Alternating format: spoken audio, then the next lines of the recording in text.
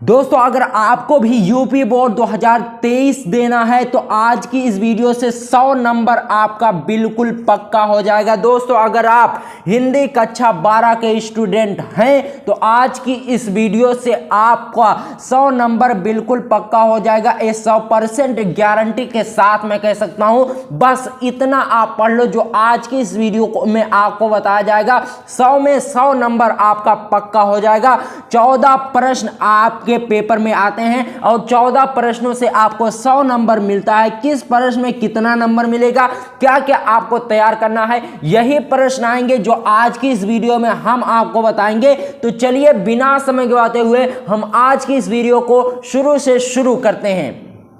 दोस्तों सबसे पहले आप ये जानिए कि 14 प्रश्न आपके बोर्ड एग्जाम में होंगे। उस 14 प्रश्नों से मिलाकर आपका 100 नंबर बनेगा। ठीक है, तो चलिए हम आपको बताते हैं किस प्रश्न को आपको अच्छे से तैयार करना है और कौन सा प्रश्न आप तैयार करते हैं तो आपको कितना नंबर मिलता है। ठीक है, बारीकी से सभी चीजों को हम बताएंगे। देख लीजिए, सबसे पहले प्रश्नोत्तर संख्या 1 और 2 में आपसे क्या पूछा जाएगा। प्रश्नोत्तर 1 में, ठीक है, ध्यान से समझना, प्रश्नोत्तर संख्या 1 में गद्य आपसे पूछा जाएगा। गद्य के कुछ रचना और रचयिताओं के नाम होंगे जो कि बहुविकल्पीय होगा। ठीक है, बहुविकल्पीय होगा जिससे आपका 5 नंबर गद्य से हो जाएगा और 5 नंबर आपका पद्य से। टोटल आपको रचनाएं और रचयिताओं के नाम अगर आप याद कर लेते हो और किस युग में कौन सी रचना की गई तो वहां से आपका 10 नंबर बिल्कुल पक्का हो जाएगा। दोस्तों इसको आपको रटने की जरूरत नहीं है। ठीक है, ध्यान से समझना बात। सिर्फ आपको 2 प्रश्न डेली तैयार करना है बहुविकल्पीय। अगर आप डेली 2 प्रश्न तैयार करते हो, ठीक है, तो अभी आपके पास लगभग 150 दिन तो होगा, मैंने काउंट नहीं किया, 150 दिन में 300 प्रश्न आपको तैयार हो जाएंगे। ठीक है, तो 300 प्रश्नों से आपका 10 नंबर आराम से पक्का हो जाएगा, इसको कोई काट नहीं सकता। ठीक है, उसके बाद देखिए पहला और दूसरा प्रश्न तो क्लियर हो गया, यहां से 10 नंबर आपको मिलेगा। सिर्फ आपको 2 प्रश्न डेली तैयार करना। ठीक है दोस्तों, उसके बाद देखिए प्रश्नोत्तर संख्या 3 और 4 में 20 नंबर आपका मिलता है। ठीक है, 3 और 4 को मिलाकर आपका 20 नंबर टोटल हो जाएगा। तो इसको आपको बिल्कुल भी नहीं छोड़ना है और एकदम आसान तरीके से समझना है ताकि आपका 10 में 10 नंबर मिले और अच्छे तरीके से प्रॉपर वे से आपको काम करना है, तभी आपका 100 में 100 नंबर पक्का हो जाएगा। ठीक है, तो चलिए देखते हैं कैसे आपको तैयार करना है। ठीक है, गद्यांश से आपका 10 नंबर मिलेगा। तो आपको करना क्या है, शुरू के जो 3 पार्ट हैं, ठीक है, जो शुरुआत के 3 पार्ट हैं, जैसे वासुदेव शरण अग्रवाल और जैसे हजारी प्रसाद द्विवेदी का, ये जो तीनों पार्ट हैं और एक पार्ट हो गया। ठीक है, तीनों पाठों को अगर आप अच्छे से पढ़ लेते हो, इसको आपको रटने की जरूरत नहीं है, सिर्फ आप इस कहानी को समझें और उसका निष्कर्ष निकालने की कोशिश करें। अगर आप इतना कर लेते हो तो 10 नंबर पाने से आपको कोई भी नहीं रोक सकता। कोई एग्जामिनर आपका 10 में 10 9 नंबर नहीं बल्कि 10 में 10 नंबर देगा। ठीक है, तो आपको करना क्या है, शुरू के 3 पार्ट जो हैं उनको आपको तैयार कर लेना है, उसी में से आएगा। ये 100% गारंटी के साथ मैं कह सकता हूं, क्योंकि हर साल वासुदेव शरण अग्रवाल का जो पार्ट होता है हर पेपर में आता है, किसी ना किसी सेट में भले ना आए लेकिन हर साल आता है। ठीक है, उसके बाद देखिए पद्यांश में शुरू की 3 कविताएं जो हैं, जैसे पवन दूतिका हो गया और जयशंकर प्रसाद की जो है, इन सब कविताओं को आपको पढ़ लेना है, यहां से भी आपको 10 नंबर मिलेगा। ठीक है, तो आपको शुरू की 3 कविताएं जरूर पढ़ के जाना है। इनको कैसे आपको तैयार करना है ये सब चीजें हम आने वाली वीडियो में आपको बताएंगे। पहले हम आपको ये बता दें कि क्या क्या आपको पढ़ना है। पूरी बुक आपको पढ़ने की जरूरत नहीं है। अगर आप, ठीक है, अगर आप 100 में 100 नंबर लाना चाहता है तो आपको हार्ड वर्क नहीं बल्कि स्मार्ट वर्क, हार्ड वर्क के साथ साथ स्मार्ट वर्क भी करना है। तो आप समझ गए होंगे कि प्रश्नोत्तर संख्या 3 और 4 में 20 नंबर आपका पक्का हो जाएगा, 10 नंबर गद्यांश से और 10 नंबर पद्यांश से। चलिए आगे बढ़ते हैं। उसके बाद आता है प्रश्नोत्तर संख्या 5 में 2 खंड होते हैं, का खंड और खा खंड। का खंड में साहित्यिक परिचय लेखक का पूछा जाता है और खा खंड में साहित्यिक परिचय कवि का पूछा जाता है। ठीक है, तो यहां से 5 टोटल आपके 5 नंबर का, 5 नंबर खा।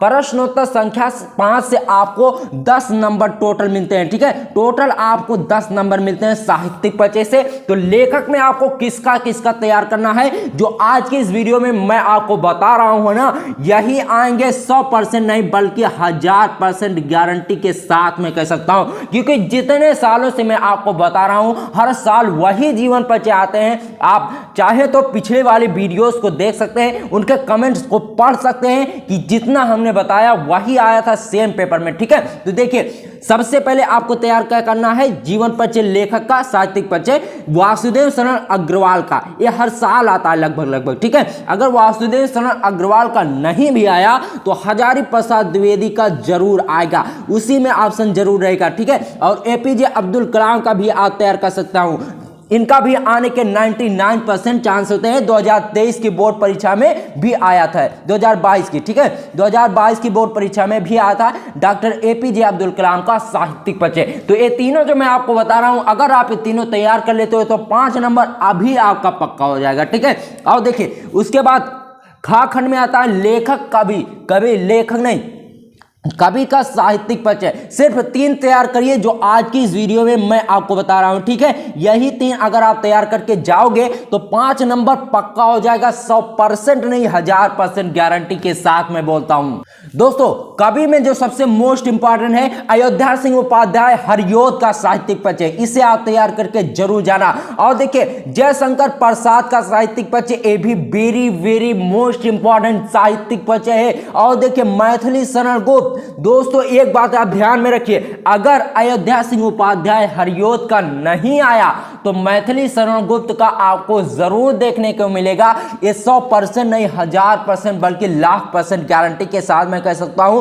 ये जो 5-6 जीवन परिचय मैंने आपको बताया है, इससे 10 नंबर आपका बिल्कुल 100% गारंटी के साथ पूरा होगा। ठीक है, उसके बाद देखिए प्रश्नोत्तर संख्या 6 में कहानी का सारांश आपको लिखना रहता है। ठीक है, कहानी का सारांश में आपको क्या तैयार करना है, पंचलाइट अथवा बहादुर। आप एक काम करिए, पंचलाइट ही तैयार करिए, क्योंकि हर साल किसी भी ऐसा साल कोई नहीं गुजरा जिसमें पंचलाइट देखने को नहीं मिला। ठीक है, तो पंचलाइट आपको तैयार करके जाना है। बहादुर को भी आप देख लीजिएगा, लेकिन पंचलाइट को आपको विधिवत तरीके से तैयार करना है, तभी तो आपको फुल में फुल मार्क्स अगर लेना है तो प्रॉपर वे से आपको तैयार करनी होगी। ऐसा नहीं आप रट लें और लिखने का तरीका आपको पता ही नहीं। ठीक है, तो लिखने का तरीका आपको पता होना चाहिए, रटना जरूरी नहीं है, लिखने का तरीका सही से कैसे लिखा जाता है ये आपको पता होना चाहिए। आने वाली वीडियो में सब आपको बताया जाएगा, सिर्फ इस चैनल से आप जुड़े रहना। ठीक है, 5 नंबर आपका कहानी और पंचलाइट कहानी से ही पूरा हो जाएगा। ठीक है, उसके बाद आगे बढ़ते हैं प्रश्नोत्तर संख्या 7।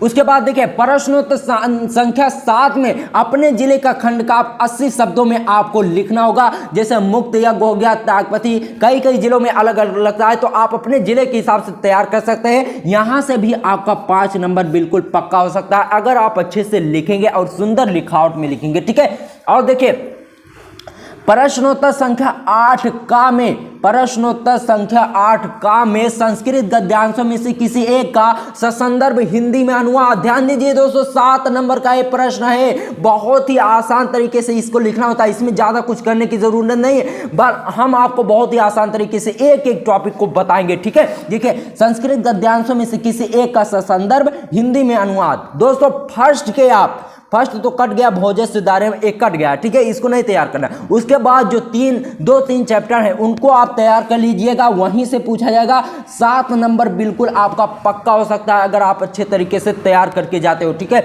उसके बाद देखिए प्रश्नोत्तर संख्या 8 संस्कृत वाला ही 8 है, का एंड खा में आपका श्लोक होता है और का में गद्यांश होता है। तो श्लोक भी अगर आप एक तैयार करके हिंदी में अनुवाद कर देते हैं संदर्भ के साथ, तो वहां से भी आपका 7 नंबर बिल्कुल पक्का हो जाएगा। दोस्तों इस चैप्टर में 2-3 चैप्टर आप तैयार कर लेना, 2-3 श्लोक। ठीक है, 2-3 पाठ के श्लोक। उसके बाद देखिए सुभाष रत्नानी, इसको तो आप कभी नहीं भूलना, इसमें से एक ना एक हर साल आता है। ठीक है, उसके बाद देखिए प्रश्नोत्तर संख्या 9 में मुहावरा आपसे पूछा जाएगा। मुहावरे की सिर्फ आप प्रैक्टिस करिए, यहां से 2 नंबर आपका बहुत ही आसान तरीके से पूरा हो सकता है। ठीक है, दोस्तों उसके बाद देखिए प्रश्नोत्तर संख्या 10 और 11 में क्या आपसे पूछा जाएगा, संधि विच्छेद विभक्ति और वचन शब्द युग्म अनेक शब्दों के लिए एक शब्द शुद्ध और अशुद्ध, इन शब्दों ये छोटी छोटी बारीकी चीजें, तो इन सबको आपको तैयार करके जाना है। यहां से आपका 8 नंबर बिल्कुल पक्का हो जाएगा।